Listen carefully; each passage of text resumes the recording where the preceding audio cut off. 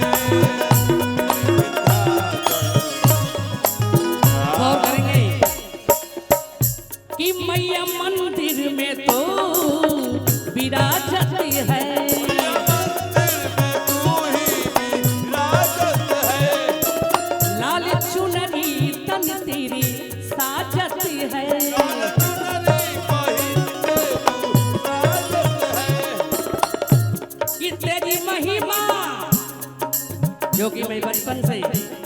हमारे माता पिता शास्त्रीय संगीत से मैं शिक्षा जो ली हूँ, सबसे पहले मैं अपने माँ और पिताजी को चरण स्पर्श करती हूँ और इसके बाद मैं अपने गुरुओं को चरण स्पर्श करती हूँ और महंत जी को भी चरण स्पर्श करती हूँ, जो कि माँ की दरबार से यह जीवन संकल्प ले चुके हैं। तो मैं शास्त्रीय संगीत 16 मंत्रा में पेश करूंगी। 1 2 3 4 5 6 7 8 9 10 11 12 13 14 1 2 3 4 5 6 7 9 10 11 12 13 ता थई तत थई ता थई तत थई थई तत थई तत थई थई थई तत तत तत तत तत ता थई तत थई ता थई तत थई तत थई तत थई थई थई तत तत तत्तत्ता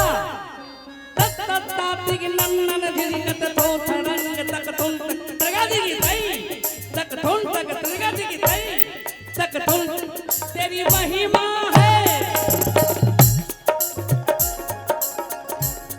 तेरी महिमा है ओ बलि ढापल में, तेरी महिमा है ओ बलि ढापल में ममता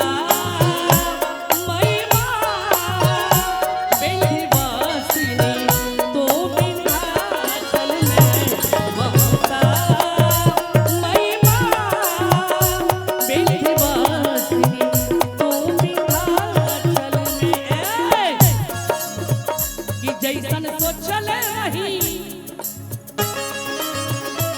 माई हो, कि जैसन सोचल रही, जैसन सोचल रही ओइसन माई हमार बारी रोकले। जैसन सोचल रही ओइसन माई हमार बारी,